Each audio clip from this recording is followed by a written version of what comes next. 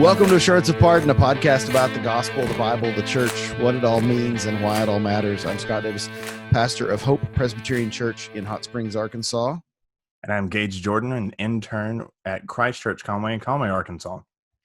Gage, we are excited to have with us today Mr. Chad Bird. Chad is an author and speaker. He holds master's degrees from Concordia Theological Seminary and Hebrew Union College, and he draws upon his expertise as a former Old Testament Hebrew professor to co-host the podcast 40 Minutes in the Old Testament. Chad has authored several books, including his latest Upside Down Spirituality, The 9 Essential Failures of a Faithful Life. He also writes for 1517.org, where he is a scholar in residence.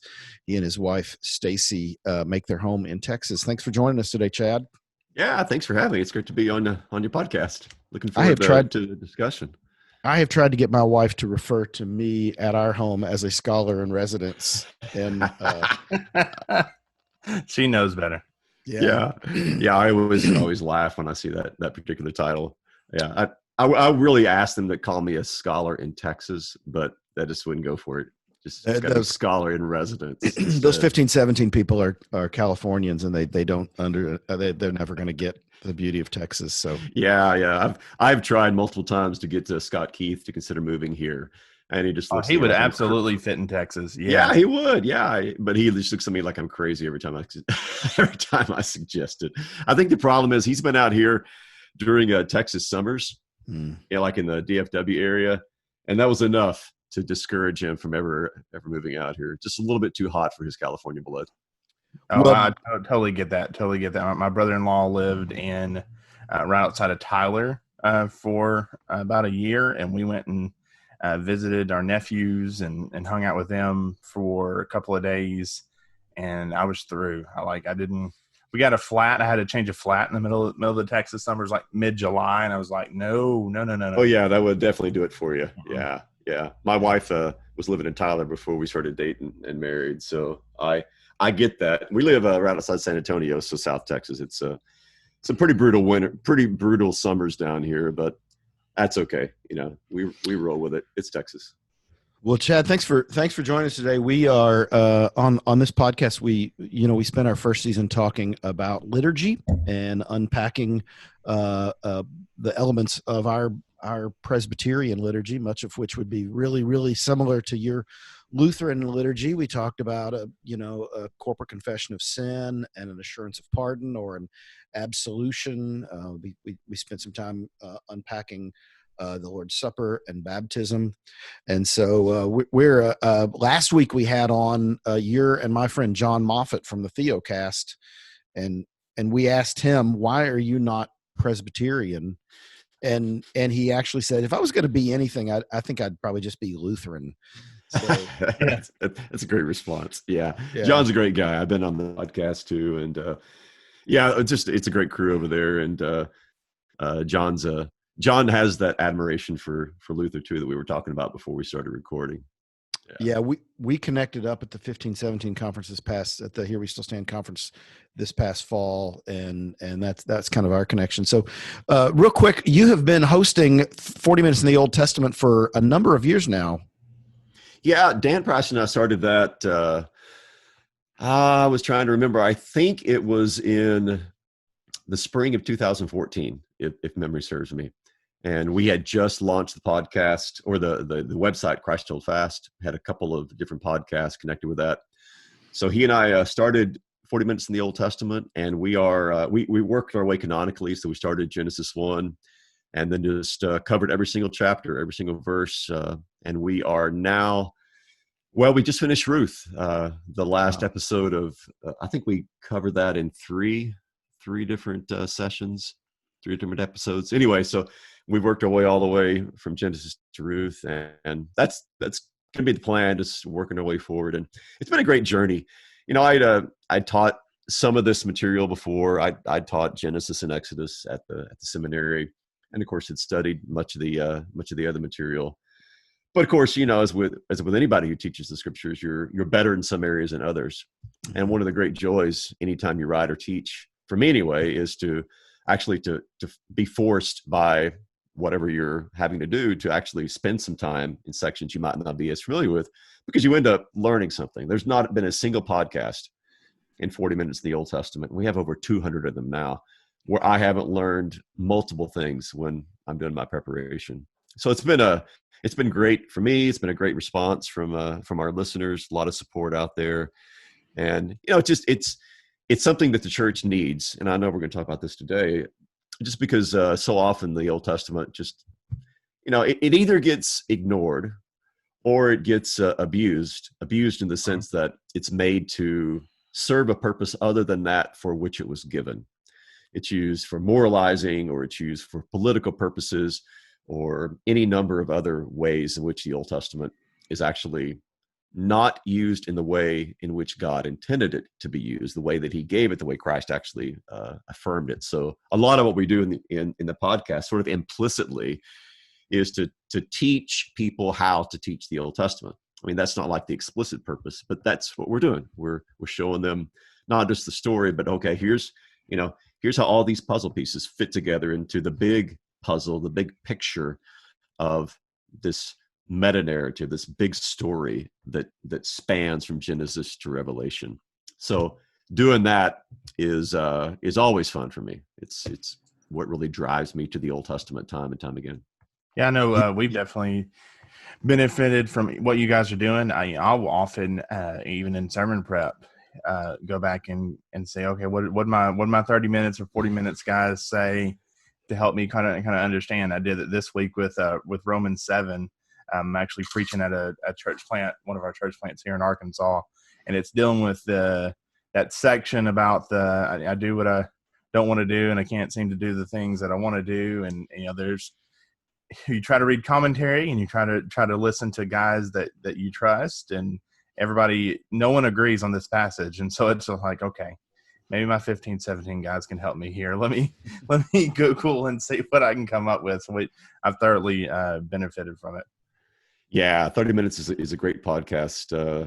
Dan and Eric do a great job of covering those passages. They jump around a little bit. I mean, I know they didn't go like Matthew, Mark, Luke, John. So right. They've covered various books, but yeah, I mean, it's a resource for the church, basically. That's why we do it. I had to quit. I decided early. I've been preaching through Matthew for a couple of years, and I decided not to. I recommend podcasts to people all the time, but I'm not recommending 30 minutes of the New Testament to anybody in my congregation, because I don't want them to see where I'm getting all my sermon illustrations. Yeah. Yeah. You gotta hide all that material. Yeah. And so Scott, why do you keep losing church members to the Lutheran church? I don't understand. That is the problem. That is the problem. So I've got to be really, really careful. Well, yeah, Chad, you brought up, I think the first time, Gage and I both came from a broader evangelical background, and with very little attention paid to the Old Testament. And I think the gateway drug for me into reading Christ into the Old Testament was not a high level scholarly treatment of it, but was just hearing Tim Keller in New York City say, do his really, really helpful riff where he says, Jesus is the truer and better Adam who passed the test in the garden. He's the truer and better David who defeated the giant of sin and death on our behalf. And he's the truer and better Jonah and Esther. And he goes through this it's a wonderful thing. And it just was, mind blowing for me to hear that. And once you hear that, you can't unhear it. So, right. So it comes down to understanding hermeneutics, and this is why I think Presbyterians and Lutherans get along so well. Is because whereas we have some differences about sacraments and we have some differences about election, when it comes to seeing Jesus as the hero of the Old Testament, we're in lockstep in that. Right. Yeah, absolutely. Yeah, I mean, a lot of it comes down to, as you said, hermeneutics, this art of interpretation. Mm-hmm. It's basically what Jesus, the Emmaus disciples, right? He interpreted to them all the things in the scriptures concerning himself. So it was the best hermeneutics class that was ever offered. He just started with Moses and he worked his way through. And I think that is crucial. I mean, hermeneutics is a big word. Not everybody, knows that word and knows what it means, but it just basically means, how do you interpret something? So how do you approach it? And as I often say, excuse me, as I often say, if you're asking the wrong questions when you approach the Old Testament, you're probably going to get the wrong answer. So asking the right kinds of questions, or asking that the crucial question, is going to point you in the right direction. So, what's the crucial question? Do you ask of the Old Testament, whatever chapter you're looking at, whatever story you're looking at, do you ask, what does this have to do with me? Or what is this telling me what to do? Well, if you're asking that kind of question, you're probably going to get an answer, but is it the answer that the Old Testament is pointing you toward? So I always encourage people, no matter what they're reading creation, they're reading Esther, they're reading, like I was this morning, I was reading the prophet Nahum, not a very well-known prophet. And people usually don't go to him. But it doesn't matter what you're reading. Ask this question: how in these words is Christ speaking of himself to the church? So this is the voice of Christ, and he's wanting his church to hear this voice, and he's talking about himself. So what exactly does he want us to read out of this? How is he communicating about himself to us? And when you're asking that kind of question, I'm not saying you'll always get the right answer, but you're at least going down the right path to get the right answer, because you're looking at Christ, you're getting focused on him, and you're saying, okay, how is Nahum teaching me about him? Or how is David in the Psalms? Or what does this Esther thing have to do with Jesus? Or anything else?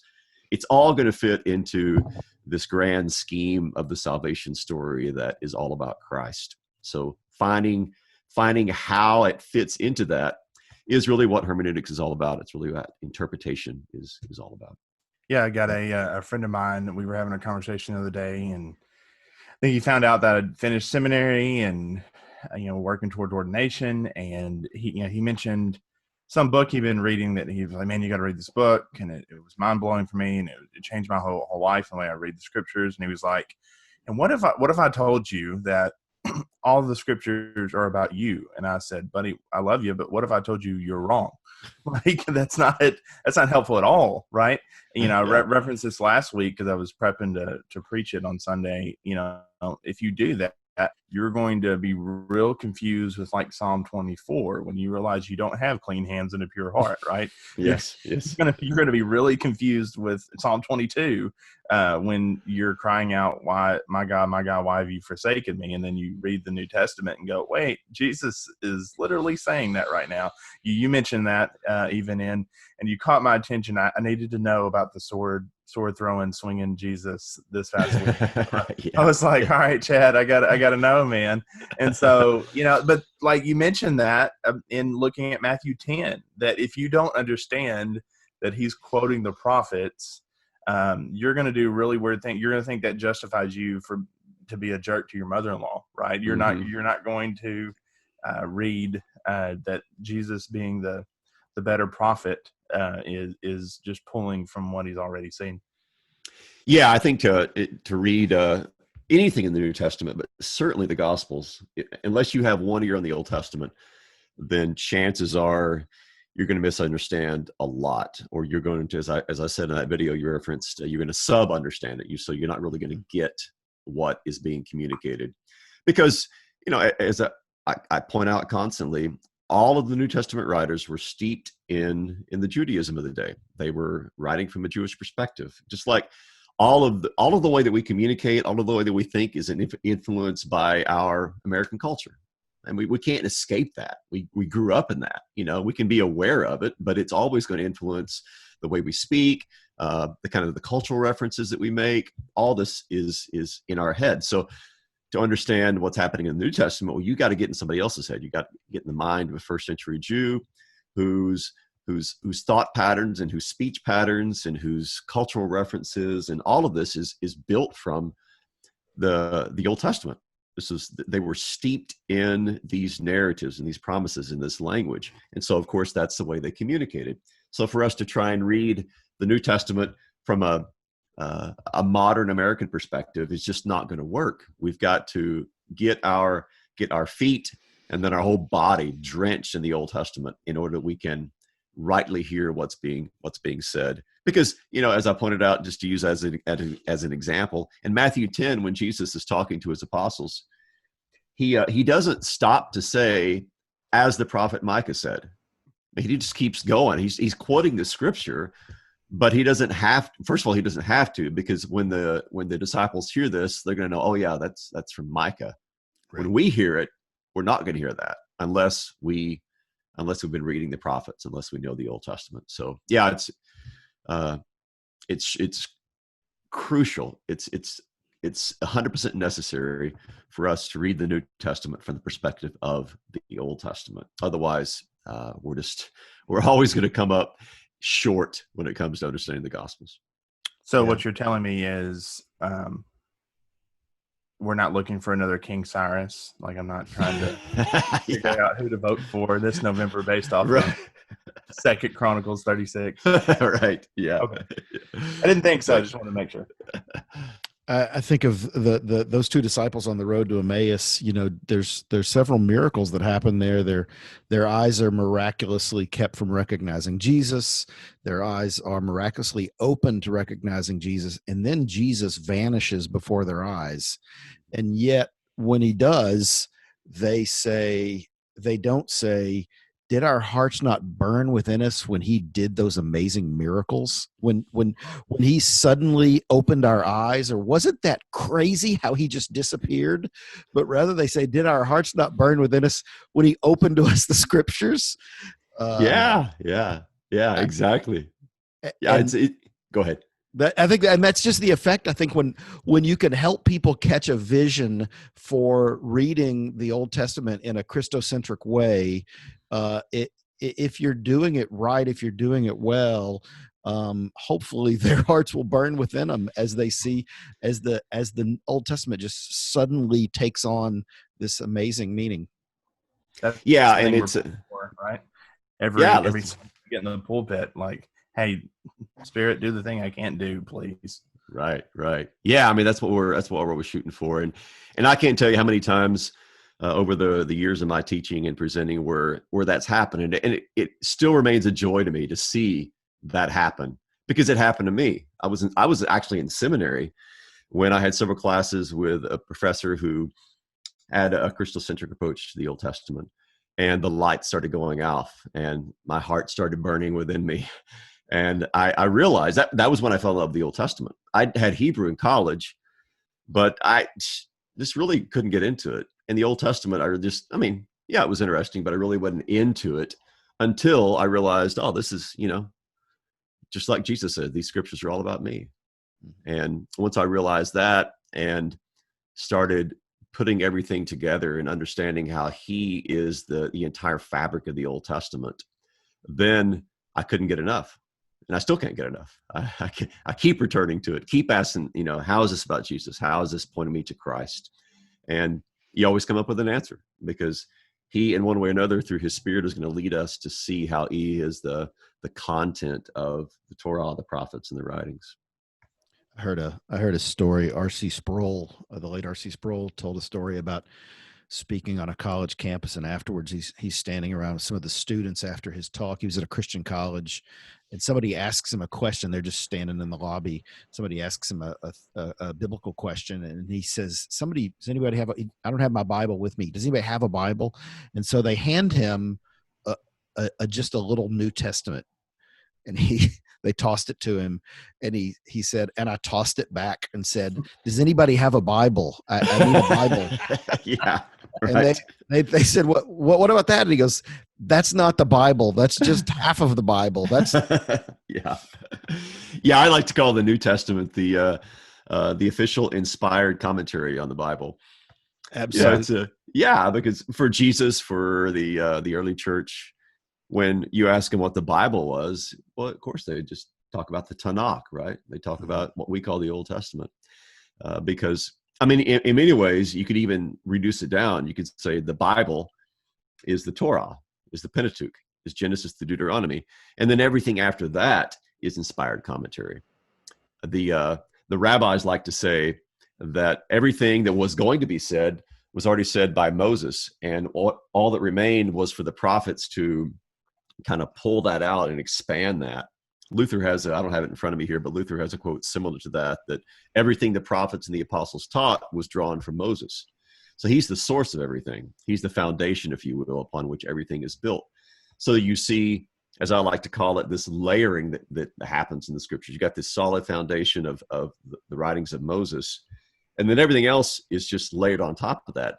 And it's fascinating to see what's often called inner biblical interpretation or intertextuality, where the Bible's interpreting itself. So Joshua references things by Moses, and then Judges has references back to Joshua and to the Torah. And then you get into, it doesn't matter whether it's Ruth or Samuel or Kings, they're all referencing things. Then you'll have prophets who will be preaching. Well, what are they preaching on? Well, they're preaching on the Torah, or they make references to things that happen in the book of Judges, like Isaiah does. So just like we teach and preach the scriptures, so everything post-Torah was preaching on the scriptures. So yeah, it's in the scriptures, but it's preaching on the scriptures. And by paying attention to that, and by understanding their own hermeneutics and the way that they approach the Torah, they're teaching us how to do the same thing. So just for instance, earlier you talked about Tim Keller saying, Jesus is the new and the better Moses, the new and the better David, the new and the better whoever. Well, that particular approach is called typology or patterning. There's various names for it, foreshadowing. But most people think, oh yeah, well, we get that from the New Testament, right? Because Paul talks about how Christ is a new and better Adam, and John makes this parallel between Moses and Jesus. And of course, Matthew's gospel is all based upon how Christ follows the pattern of the life of Moses. The thing is, typology, that particular approach to the scriptures, did not by any means begin in the New Testament. You find that already in the book of Genesis. Noah is a second Adam. When you look at the exact way that their lives are paralleled, and even some of the language that is used, Adam first, Noah is the second Adam. And then, of course, Joshua is the second Moses. And then you go on down the line. And so all kinds of typologies that are built into the Old Testament itself. I mean, this is the way we think, right? We're always, how do we think? We compare one thing to another thing. It's just basic human thinking is by putting things in parallel. Well, that's the way that the Israelites approached their understanding of how God was working in their midst. This guy was like that guy. This ruler was like that ruler. So all that to say that, yeah, the Torah kind of lays the foundation. It sets the pattern, and everything after that is built upon that. It's like the rabbis used to say, Maaseh Avot Simon Lavanim, which is that the deeds of the fathers are a sign for the sons, meaning that what happened to the fathers, the patriarchs, was going to be the sign of the pattern that was followed by the Israelites after them. So that began in the Torah, and it just layered and layered upon the Torah after that.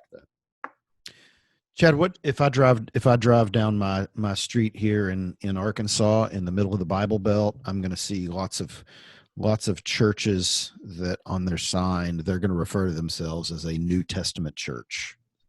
So yeah, right. So you see it as well.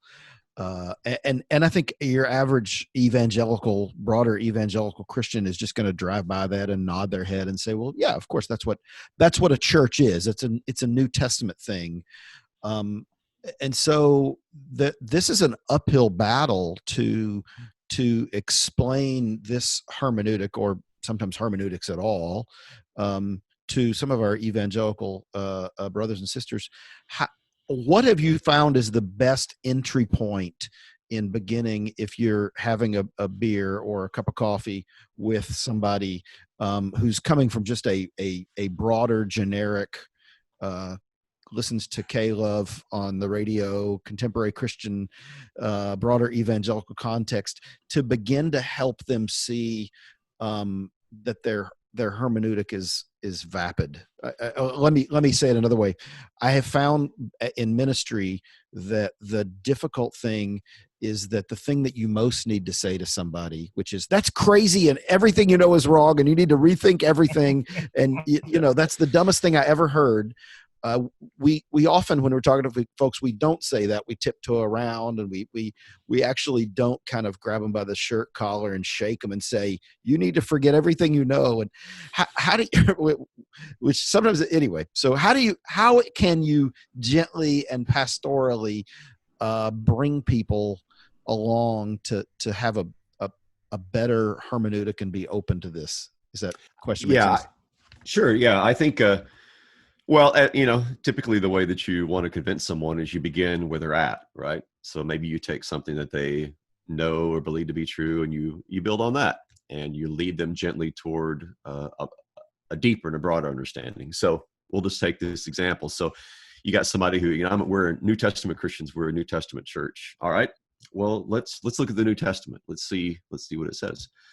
And you come across passages like we've already referred to, Luke 24, where Jesus says to the Emmaus disciples, that all of these things in Moses and the rest of the prophets are about me. Or you jump to the end of Luke, where Jesus says that all the things which are written about me in the law of Moses and the prophets and the Psalms must be fulfilled. Or you go to John 1, and you see where Philip says to Nathanael, we have found him of whom Moses in the law and also the prophets wrote. We found the guy that Moses and the law prophets wrote about. His name is Jesus of Nazareth. Or you go to John 5, where Jesus says, you search the scriptures because you think that in them you have eternal life, and it's these that bear witness of me. All right.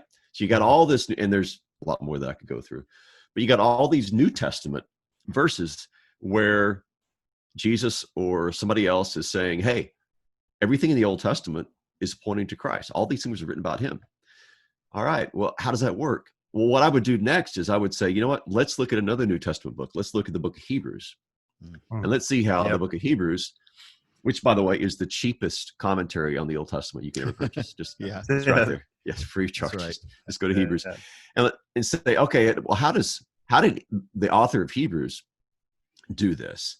And you're just going to take him through that. You say, well, he points to Christ as the new and the better priest according to the order of Melchizedek, or he's like Moses, but he's better, or he had all these Old Testament sacrifices. You had the Old Testament tabernacle / temple, but Christ is something new and better.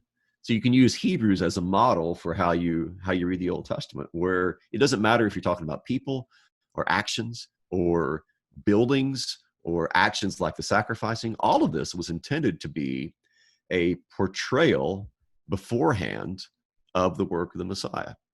And then once you kind of lay that approach before them, then you can say, all right, we have kind of all this in our head. Now let's go back and let's start reading the Old Testament, not as if it stands alone, but as if it is the beginning of this river that flows uninterrupted into the New Testament. Mm-hmm. And once you start once you kind of have this hermeneutic, this vision for what the Old Testament is about, then your eyes actually begin to see that. But you gotta have that when you're reading the Old Testament itself. It's not like it's going to immediately jump out at most people.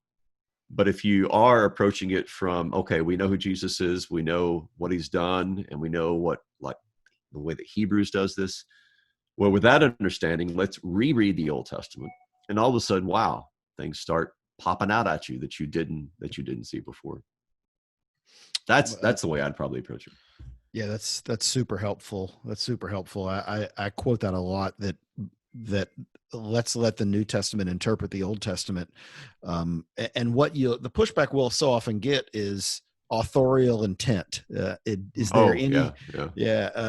There's no way the original author would have thought that he was talking about Jesus. To which I'll just reply, well, I don't know about you, but I think the original author is the Holy Spirit. Yeah. Well, I mean, that is a good response. You got always have, it's dual authorship. Everything is dual authored, right? Because I mean, of course, they didn't have all the answers, just like we don't have all the answers, right? But you can't, you can't take that approach though and read Matthew, where Matthew goes, "Hey, this is to fulfill this." Like Matthew's real blunt. Like this happened for this reason. Check. Right.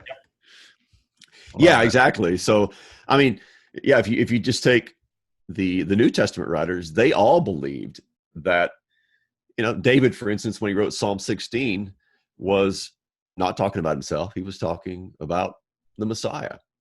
Right. So And Peter talks about how, the prophets themselves were like investigating their own writings. They were curious as to what their own writings were pointing toward.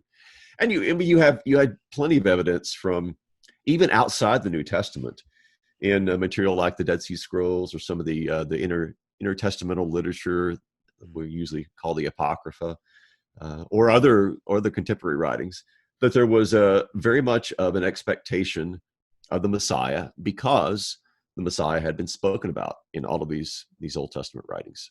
So it seems very presumptuous of us to say, well, there's no way that these Old Testament authors knew that they were talking about the Messiah. Like we know. Yeah. Right. I would much rather trust their writings and their intent and what the New Testament says than for me, 20, 30 centuries later to look back and say, oh, well, there's no way that they could have known that. Well, how do you know that they could have known that? That's the question. Yeah. I will often, I'll often hear people say in the Old Testament, people were saved by their good works, but in the New Testament, we're saved by grace. So talk a little bit about how to dispel that, that urban legend of Christianity. Yeah, that is a very, very common perception that Old Testament law, New Testament gospel, Old Testament salvation by works, New Testament salvation by grace. Well, I think one of the things you got to look at, and it's all over the place, is that when you look at the works of the Old Testament people, it is full of very filthy rags, as Isaiah says. Although Isaiah says, I like to point this out. Isaiah does not say all our unrighteousness is as filthy rags. He says all our righteousness. So if our righteousness is like filthy rags, just imagine how bad must be our unrighteousness. And then you look at, like Psalm 14, for instance, the Lord is looking all over the place for somebody who's good, for somebody who's righteous. And what does he find? Not one, not a single one. Micah does the same thing in chapter 7, Jeremiah in chapter 5. They're out looking for a righteous man and they can't find one. Well, if we're saved by works, and the Old Testament perpetually points out Israel's idolatry and the fact that there is no righteousness, well, then what are we going to say? Nobody was saved? They all were perished? Well, that's missing the point. The point is that they had unrighteousness. They had sin just like we do. And the only way that they were saved was by the God that they repeatedly referred to as gracious and merciful, slow to anger, abounding in chesed, in this loving kindness, this covenant fidelity. And another thing you can point people to is, Deuteronomy talks about how God chose Israel, not because they were the greatest nation, not because they were the best nation. He chose them because he loved them. That was it. He chose them because he had a heart of love for them. And they were always looking forward to this great salvation that was already talked about in Genesis chapter 3. It's talked about in Genesis 12, the promise to Abraham. And then it's unfolded more and more as you go through the rest of the Old Testament, that God was going to do something. He was going to act to save his people. And this is presented in a number of different metaphors. Sometimes it's like the defeat of their enemies. Sometimes it's bringing them back from exile. Sometimes it's the suffering servant of Isaiah. So there's a multiplicity of ways in which the ultimate salvation is going to be accomplished. And it's all centered around this person, this seed that is to come, which of course is the Messiah. So they had this hope, this expectation in him. That was what their faith was founded on. And as it says in Genesis, this was reckoned to them as righteousness, just like it was to Abraham. So a short answer to your question. In the Old Testament, just like in the New Testament, people had no righteousness by which they could be saved, no good works that could somehow qualify them to be in God's good graces. Instead, they, just like we do, they look to the good and gracious God who has promised and worked salvation for them. So they're saved by faith, just like we are. Yeah, it's Paul's argument in Romans 4, right? Like he's building his argument up to this point, and he's anticipating, or he's kind of arguing against this supposed antithesis, right? And he's saying, okay, well, what about Abraham? All right, well, let's deal with Abraham for a second, and let's kind of walk through this, right? Right. Yeah. How was he saved? Yes. Yeah, and I think it helps too. A lot of folks don't know that there's actually a different Hebrew order than there is an English order in the way that we actually structure even the Old Testament, right? We're used to thinking about it, and it ends in Malachi, and it's looking for the one that's going to come with healing in his wings, which is fine.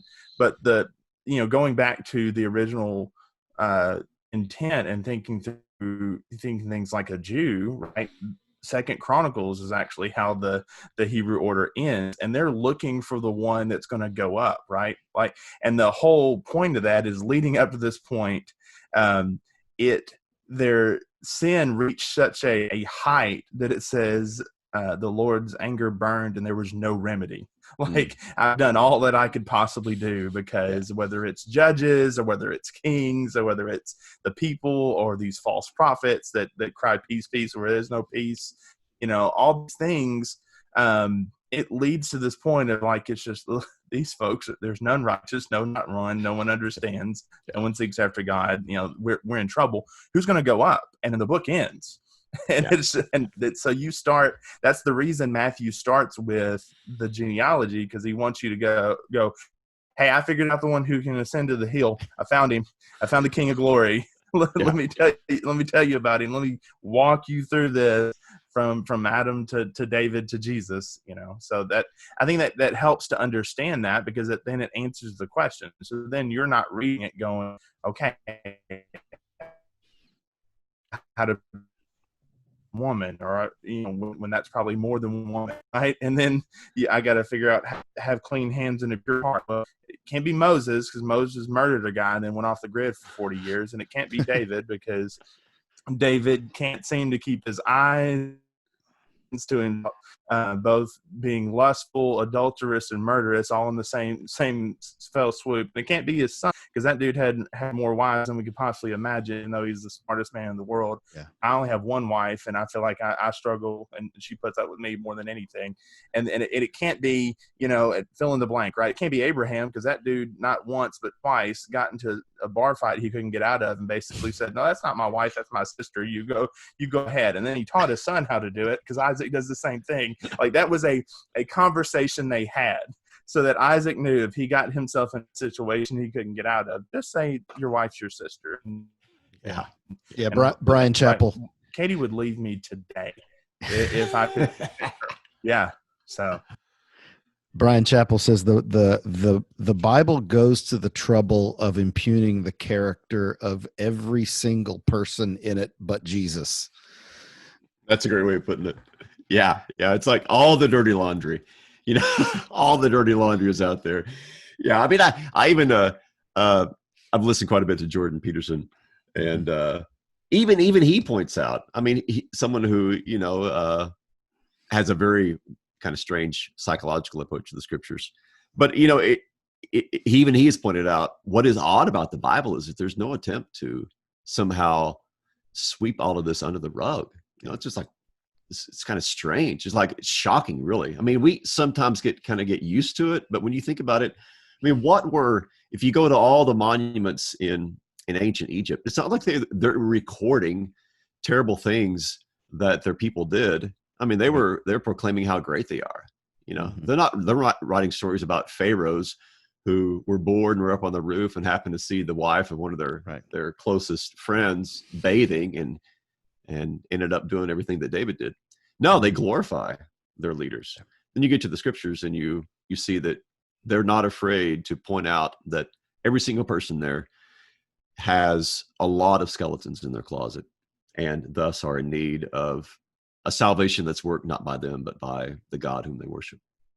There's a really, really bad meme you'll see on Facebook that says, whenever you see a Goliath in front of you, know that means that God must have placed a David inside of you. And I saw a meme, and it's a picture of Bathsheba, and it says, whenever you see a Bathsheba in front of you, know that there's a David inside of you.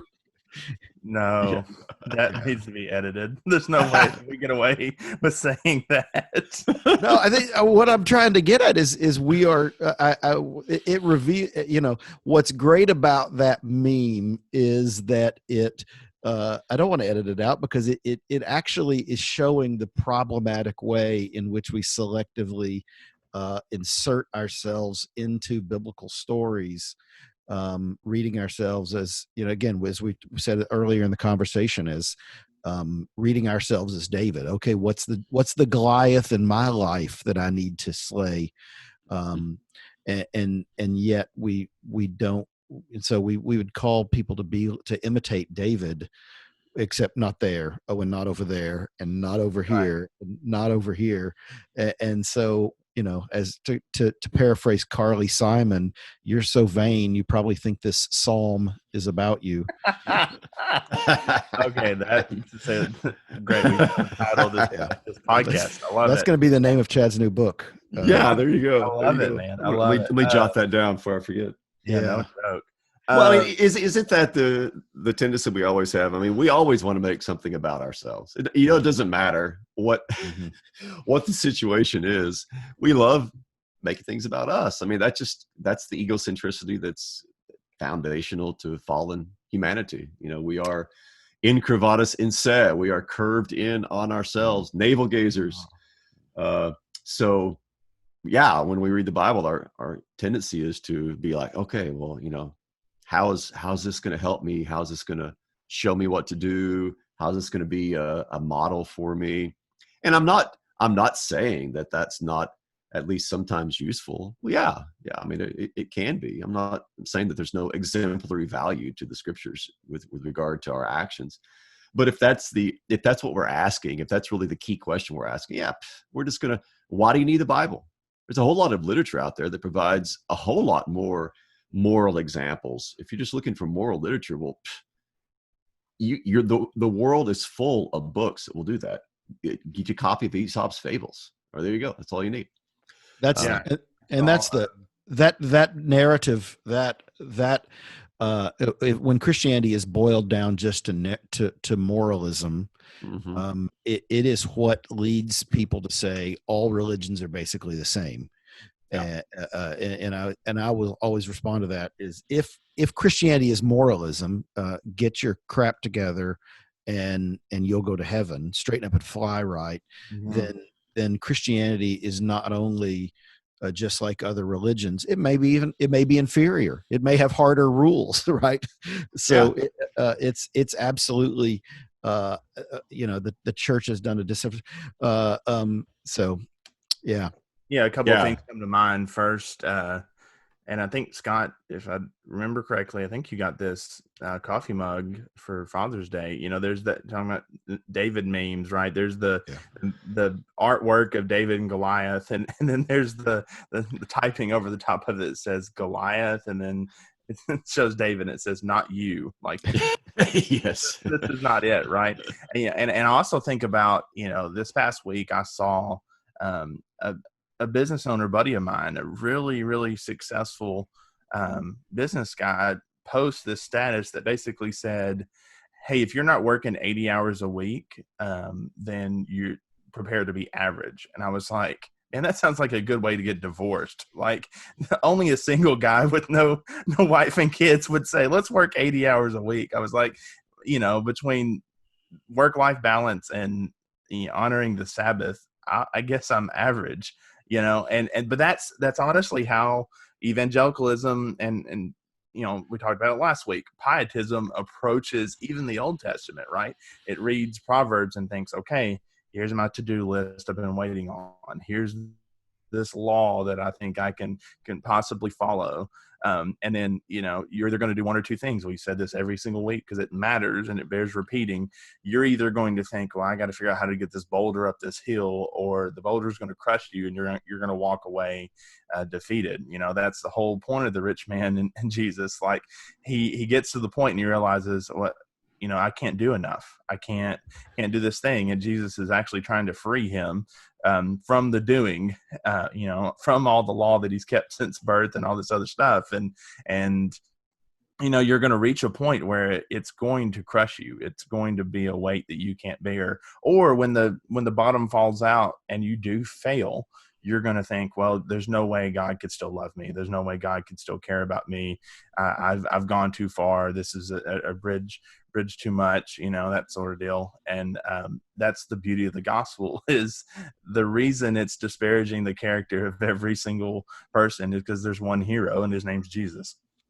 Yeah, absolutely. I think our temptation is always with regard to the law, is to lighten the law, to make it keepable, right? Yeah, if it's the same thing the rich young ruler you were talking about did. If I can lighten the law to where it's only about my actions, well, then I might have a chance of keeping it. And we really miss the intent of the law. The intent of the law is to go all the way down to the heart, right? Because that's where everything bad begins. And once you realize that, that's really what the goal of the law is to do, is to speak directly to what's happening inside your heart. You realize, well, it doesn't matter if I never sleep with somebody besides my wife. It doesn't really matter if I never take a hammer upside my neighbor's head. If I ever have any intentions of hatred or lust within my heart, or envy within my heart, well, then I've already broken it, right? And that's what I wish is where we could get people to be with regard to the law. It's always going to convict you. It's always going to accuse you. Lex semper accusat. The law always accuses. So there is no relief in the law, and that can only be found in God's gracious pronouncement of forgiveness. I forgive you. Yes, you've broken all these laws, but my son has kept them, and he's paid the penalty for all of your breaking of the law. And he therefore says, I forgive you. And whether you believe it or not, whether you like it or not, it stands true because God has said this. And just like the let it be of creation, the you are forgiven stands true. And he calls us then to faith in that and to find comfort in his that universal declaration of absolution. But Chad, wouldn't you agree that Second Chronicles 7 is about the United States? If my people, which are called, shall humble them by my name, shall humble. Is that? Can you explain exactly? Help us understand. There are alternate Hebrew readings where actually, the author of Chronicles inserted United States of America. Mm-hmm. I hear a bald eagle. I can go to the Christian bookstore and get the American Patriots Bible. It's got a picture of the founding fathers on it. I mean, there are memes out there which, Jesus is wrapped in the red, white, and blue. And, it is sad. I guess it kind of goes back to maybe to our founding. We saw ourselves as the new promised land, and we see ourselves as kind of the beacon of righteousness for the world. And I am not un-American. I love our country. I love our nation. But we cannot pretend that we are Israel.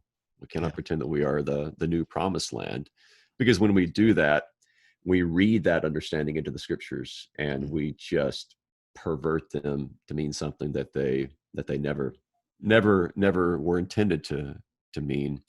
We often say on 40 Minutes of the Old Testament that, just like Israel as a political nation is of no more theological importance now than America is, or Germany. I mean, what the new Israel is the church. That's where God is. That's the new promised land. Just like Jesus told the woman at Samaria, there's coming a time when people will not worship on your mountain, the Samaritan mountain, Gerizim, or in Jerusalem, but they're going to worship in spirit and truth. And where that happens, that is the new temple. That's the new Holy Land. That's the new Israel. So don't Americanize. Don't Americanize the Old Testament, please. Yeah, an argument could even be made, Chad, that you're actually more American than we are because you're Texan, right? Like you're a part of a state that can quit anytime it wants to. It's a sovereign nation, So there's actually an argument to be made that you're more American than we are. Yeah. Maybe the reason you think that it's not Second Chronicles 7 is not about America is because you think it's about Texas. That's probably what. Yeah. I wasn't going to say that, but yeah. the promised land. Well, speaking, you wrote an article last week that I shared far and wide. Hashtag preaching about speaking to cultural, social, political issues from the pulpit, and I had written an email to our congregation about a week earlier about the fact that attempted to say what you ended up saying much better a week later. And one of those is that we are letting ourselves be catechized by cable news. Yes. Whether it is you're on the right and you watch Fox News Channel, or you're on the left and you watch Rachel Maddow and MSNBC, each night when those shows come on, they'll say tonight on Hannity or tonight on Rachel Maddow, and then they will go on to say they're going to tell you what we're going to talk about tonight, and it is always, get a load of this crap. You are going to be so mad when we tell you what happened today. Oh yeah, absolutely. Yeah. You've seen the tweets that say, all right, Twitter, what are we mad about today? Right? Like that's essentially the same thing. All right, viewers, here's what we can be angry about and outrage about today. Here's where we can find our righteousness in besides Jesus. You ready? Write this down. Yeah. So it's a rage machine. We're gonna share your article in our show notes for this episode as well. And so I was encouraged to hear you say, the church has a message, and it's a unique message that of Christ and his work on our behalf, and it's bigger. And to talk about cultural issues is to focus on minor things. I don't want to misstate what you said, but it was super helpful. Go ahead. Yeah. I just thank you for that. Yeah. I mean, actually, this is based upon real conversations I've had where pastors almost feel guilted into doing series that have to do with whatever the cultural issue might be. And as we know, it's constantly in flux. I mean, yeah, we all know what it is right now, but what's going to be in a month, or what's going to be this fall? And if we let our preaching be dictated by the tumults of society, then we're not really preaching the scriptures. We're just reacting. And the church does enough reacting. We react enough.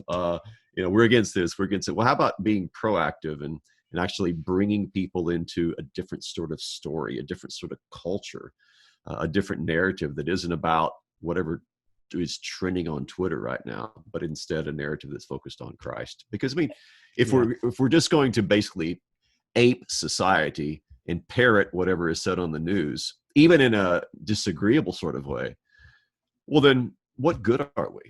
What good is the church? You can always find commentators on the left or right or the middle who are going to say different sorts of things, and you can get that from them. So if all we're basically going to be is sort of a religious politicians or religious DJs, then what good are we? So we've got to keep people back to the scriptures and back and immersed in that holy culture, so that we can make it through this world, and we can actually be that light in the darkness and that witness to the truth.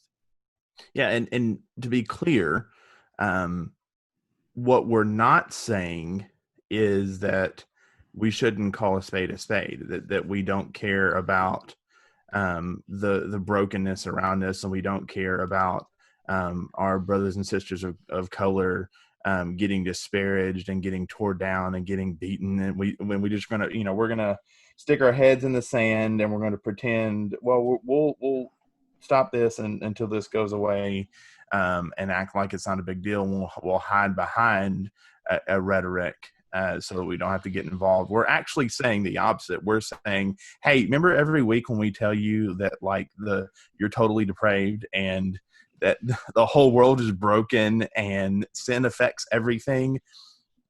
Here you go. It's more on display than it ever has been, and we're actually being people of hope. I had the opportunity, a buddy of mine, my best friend, Michael is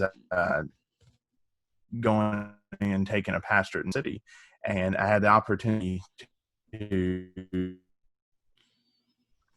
fill in for the past couple weeks prior, and in the height of I felt the same pressure, right? Like, what do you hear? What do we say here? Do we not say anything at all? What do you do? And I was just reminded, like, no, actually, we have hope here. We have the gospel. We have an answer for the brokenness around us. And so even properly lament about what's happening, either because we caused some of the brokenness through our actions and how we care for our neighbor, or because this brokenness, whether it be disease, whether it be racism, whether it be whatever is happening to us, we can feel the groaning that Romans 8 talks about because sin's broken everything. But we can also say, but Jesus, right? Jesus did the thing we couldn't do, and doing just as much for us in his perfect obedience, so that he could be the perfect sacrifice, so that he was approved and raised from the dead and ascends at the right hand of the Father. And he sits down. Like, sitting down proves that it's done. And the good news in that is, every time something happens that outrages the left or the right, Jesus doesn't get up, right? He still sits and he still reigns, because he's got a hope and he's got an answer for it. And that's the thing we can call people back to, so that we can say, it's not that we don't care, it's that this is just another level of brokenness, and the hope of the gospel is still true. Yeah. Amen. I'm into that. Well, Chad, thanks so much for joining us. One quick question: you've got to answer a debate that we're having about seminary training on languages, and whatever you say, we'll answer this finally, and you'll be fully and finished. Do seminarians need to learn the languages the way that you learned them? Greek and Hebrew, vocabulary, writing out characters, or do they just need to use language tools like logos or accordance? Oh, yeah. Well, no doubt about that. Yeah, you need to learn the languages. The problem with just using tools is that you really don't know the language. I don't know Spanish. I suppose I could find something that's going to help me, tool around with Spanish, but I don't really know it. So there's a very high likelihood that my use of the tools is actually going to lead me to some wrong conclusions, because we know from our own language just how many idioms there are, these particular expressions, which, if translated literally, makes absolutely no sense. And we know the way that our speech is patterned. Well, it's just like that with the Hebrew or Greek. You've got to know the language before you can really use the tools. I'm not saying that somebody can't use a concordance and look at things like that, but you really, to rightly use the tools, then you need to learn the languages, and then the tools can help you with those languages. But you at least need to kind of an elementary understanding of the language themselves in order to use the tools the way that they were meant to be used. So Scott, that answer the question? Scott was hoping you were going to side with him, but Kevin Hale, that was for you. There you go. Kevin, my pastor and mentor, and the guy that's been guiding me through seminary. He's all the time going, hey, you can use the software if you want to, but I need you to memorize the languages. I need you to actually tangibly learn the languages. He's working on his doctorate and working through developing a program to help train guys that can be bivocational if they can't just pack it up and move to RTS or WTS or wherever. And one of his big deals that kind of is a point of contention in our presbytery is he's going, you need this many hours of language study. And all the bivocational guys are all the guys that are like, man, that just want to use the software. Like, yeah. Well, this is what you need to do. And so there you go, Kevin. That's for you, buddy. Well, what Gage and Chad, what you don't realize is I'm going to edit out this answer. I was planning to use this if he had agreed with me. I was going to do some sort of a mic drop. You have the power of the edit button. Yes, right? It's going to be fake news. Yeah. Well, hey, Chad, thanks so much for joining us today and taking some time out of your morning. Yeah, you bet. Thanks for having me. It's been fun. And folks, we're going to put some of the resources that we've talked about in the show notes, a link to 40 Minutes in the Old Testament, and a link to some of Chad's books. And Chad, we're gonna do a giveaway on our podcast is going to purchase one of your books and give away to one of our listeners. Which book of yours do you recommend we give? What Chad Bird book do Presbyterians most need to read? That's a good question. If they want to know a little bit more about my story, then read Night Driving, which is a spiritual autobiography. But if they want to know a little bit more about the theology of the cross and how it is reflected, especially in the Old Testament, then either Your God is Too Glorious or Upside Down Spirituality. Either one of those would be good. My newest one is Upside Down Spirituality, the 9 Essential Failures of a Faithful Life. So might pick that one. That'd be a good one to give away. Awesome. For sure. Awesome. My favorite chapter so far is Go Home Heart, You're Drunk. That's gotta be my favorite. I'm about halfway through the book. So far. I read Your God is Too Glorious. So Night Driving's got to be next on the list, man. Thoroughly appreciative of your work there. We may just get the set and get away that way. I don't know. I'll talk to Scott and see what we want to do there.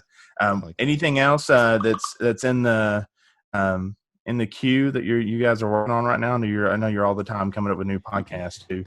Yeah, well, most of my time has been spent, especially during the quarantine days, writing my next book. So I'm very, very close. I'm maybe a week away from finishing it. So it's called Unveiling Mercy.